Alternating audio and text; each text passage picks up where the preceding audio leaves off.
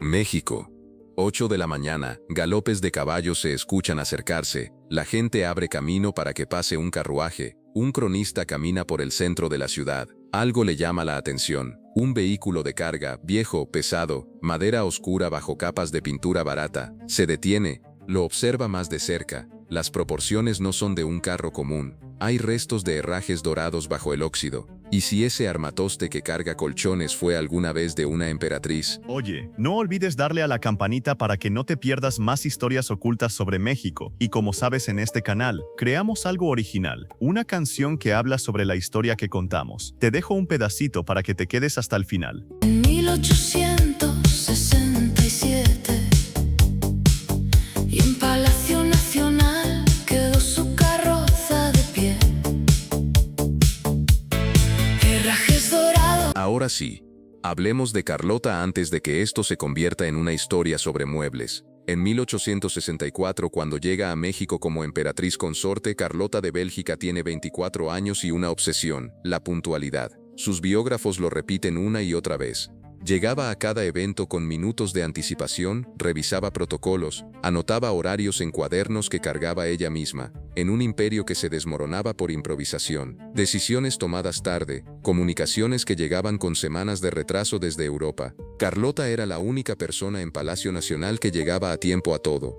Ese detalle, el de la puntualidad obsesiva, no es solo un dato de color. Vuelve al final de esta historia, y cuando vuelva va a doler un poco. Carlota no eligió este destino del todo. Su matrimonio con Maximiliano de Habsburgo fue, en buena parte, una jugada política de su padre, el rey de Bélgica, y de Napoleón III de Francia, que necesitaban un títere europeo en México para consolidar intereses comerciales y frenar la expansión de Estados Unidos. Maximiliano aceptó la corona mexicana convencido de que existía un pueblo que lo esperaba. Carlota lo acompañó convencida de que su disciplina y su educación europea bastarían para ordenar un país que en realidad no los había llamado. Para transportarse por la capital, Carlota utilizaba una carroza de manufactura europea, tapicería importada, herrajes dorados, suspensión de la más alta calidad disponible en la época. Un objeto pensado para durar generaciones, fabricado para una corte que asumía que existiría por generaciones. Esa carroza va a sobrevivir al imperio, va a sobrevivir a Maximiliano,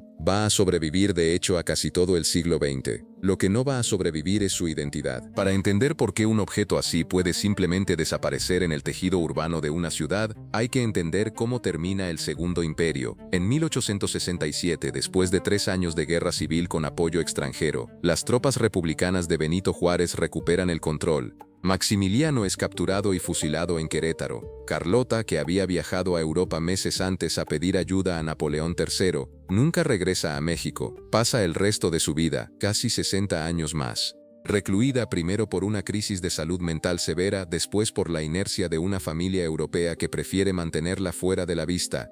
Mientras tanto, en México, el nuevo gobierno republicano enfrenta un problema logístico que pocas veces se cuenta. ¿Qué se hace con los bienes de un imperio derrotado? La respuesta casi siempre fue venderlos.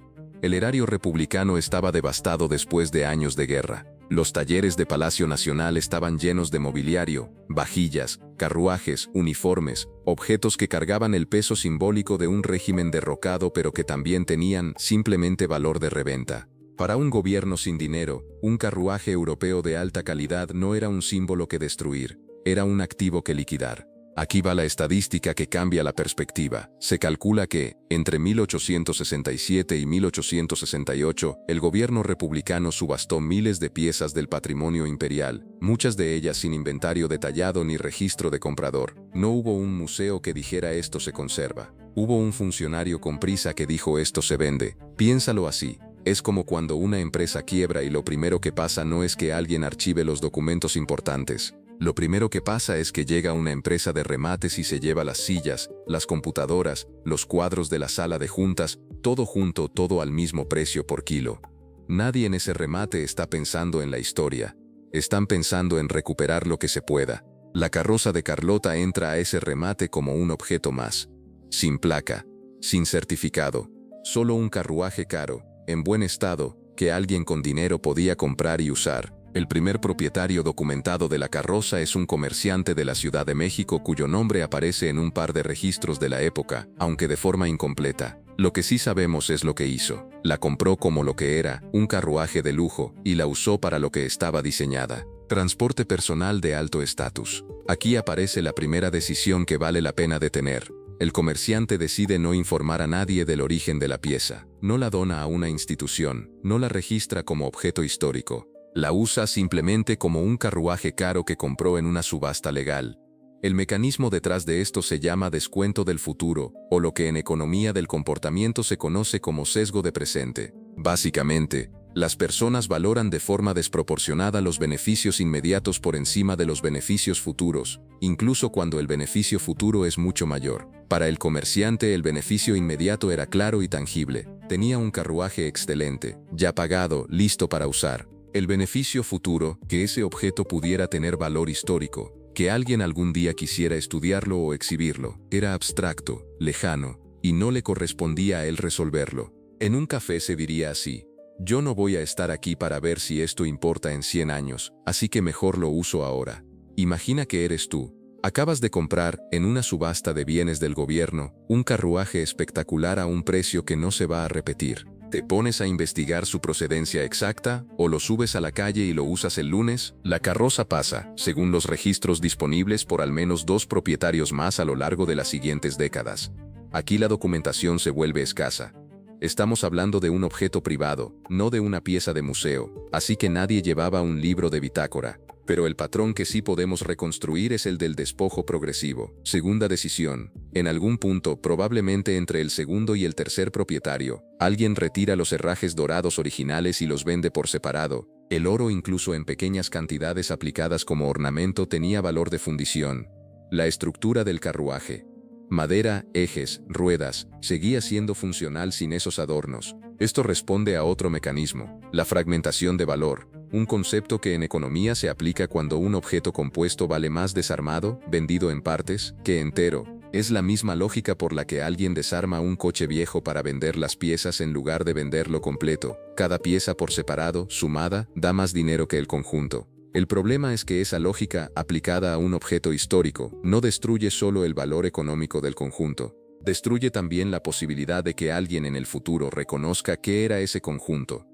Tercera decisión. Ya entrando al siglo XX, el carruaje, para entonces ya sin tapicería original, sin herrajes, con la estructura modificada para soportar más peso, es vendido o cedido a una empresa de mudanzas.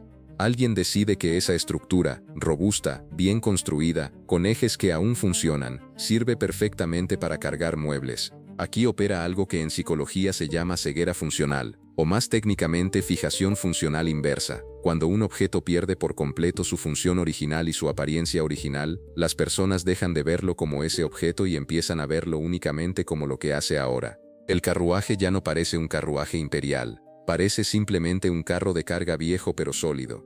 Y si algo funciona para lo que necesitas, no te detienes a preguntar qué fue antes. Y aquí está el momento en el que todavía se podía hacer algo distinto. En algún punto entre la segunda y la tercera transformación, probablemente cuando se retiran los herrajes dorados, alguien tuvo que notar que esos herrajes no eran comunes. El oro, el estilo, el escudo o las iniciales que probablemente llevaban grabadas. Alguien los desmontó con sus propias manos. ¿Por qué esa persona no preguntó nada? ¿Por qué no pensó esto se ve importante? Tal vez debería avisarle a alguien. La respuesta probable es que esa persona no tenía a quien avisarle. No existía, en ese momento, una institución accesible y visible para un trabajador o un comerciante de clase media que dijera: oye, encontré algo que podría ser del antiguo imperio. ¿A quién le toca esto? El Estado mexicano de finales del siglo XIX estaba ocupado consolidándose, no catalogando objetos de un régimen que acababa de derrotar y que políticamente convenía olvidar. Y aquí es donde el guión te pide algo incómodo.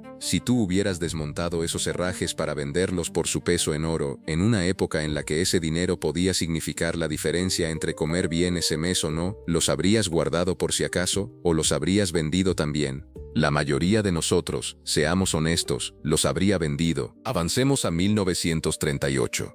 Un cronista de la Ciudad de México, de esos que caminan las calles del centro buscando historias para sus columnas, está documentando, probablemente algo completamente distinto, tal vez el tránsito, tal vez los negocios del centro, y ve pasar un carro de mudanzas. Algo en las proporciones lo detiene.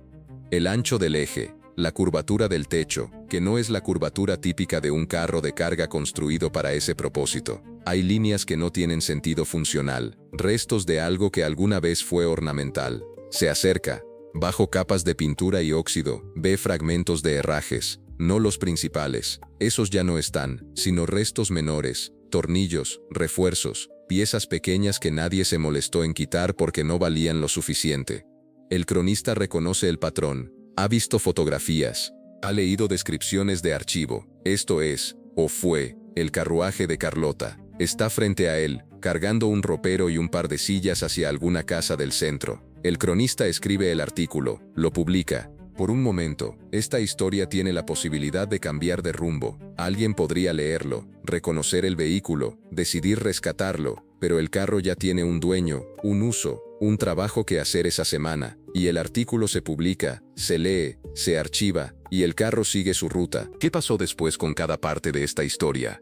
De la carroza no sabemos más. El artículo de 1938 es la última mención documentada. No hay registro de que la empresa de mudanzas la haya conservado, ni de que alguien más la haya identificado después. Es probable que, en algún momento de las siguientes décadas, terminara desarmada por completo, o simplemente desechada cuando dejó de ser funcional. Lo cual, para un carro de carga de la década de 1930, no habría tardado mucho más. Del cronista sabemos un poco más. Cumplió con lo que, profesionalmente, le correspondía. Identificó la pieza, la documentó, publicó, hizo exactamente lo que se espera de alguien en su posición. Y aún así, eso no fue suficiente para cambiar nada. Su artículo existe, en algún archivo hemerográfico, como la única prueba de que esto pasó. Y de Carlota, la persona puntual, la que llegaba a tiempo a todo.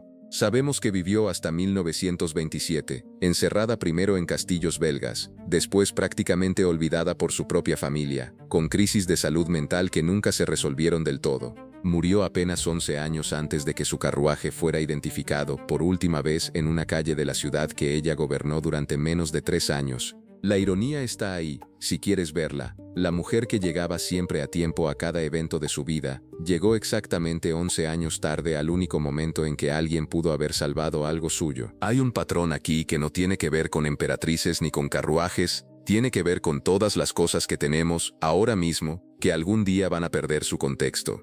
Piensa en objetos de tu propia familia. Una carta, un mueble, una caja de fotos que alguien guardó por si acaso y que, generación tras generación, va perdiendo la etiqueta que explicaba por qué importaba. Nadie decide, en un solo momento dramático, que ese objeto deje de tener valor. Lo que pasa es una serie de decisiones pequeñas, razonables, tomadas por personas que tenían razones legítimas para no detenerse a preguntar. Esto pasa también en el trabajo. Hay documentos, decisiones, contextos que en su momento parecen obvios. Todos sabemos por qué hicimos esto así, y que, 5 años después, nadie puede explicar. No porque alguien lo haya ocultado, sino porque nadie consideró que valiera la pena anotarlo. Y pasa en relaciones también. Hay versiones de las personas que conocimos, quiénes eran antes de que la vida los desgastara, antes de que perdieran ciertos herrajes, que se van borrando, pieza por pieza, sin que nadie tome la decisión consciente de olvidarlas. La carroza de Carlota no fue destruida por un acto de violencia simbólica. Nadie la quemó en una plaza pública para borrar al imperio. Fue destruida por practicidad, una decisión razonable a la vez, durante 70 años. Eso a mí me deja frío. No la violencia, la indiferencia acumulada. Si tú hubieras sido ese cronista, en 1938, parado frente a ese carro de mudanzas con los restos de una corona encima, ¿habrías hecho algo más que escribir el artículo? ¿Y qué habría cambiado realmente si lo hubieras hecho? Oye, aquí termino nuestra historia, y como te prometimos, aquí va la canción. Solo un favor, si te gustó el video suscríbete y compártelo. Saludos. Se apagó el imperio en 1867 y en Palacio Nacional quedó su carroza de pie. Herrajes dorados, tapicería traída de lejos. Nadie pidió su nombre, nadie la vino a buscar. La dejaron sola entre polvo y papel, y el brillo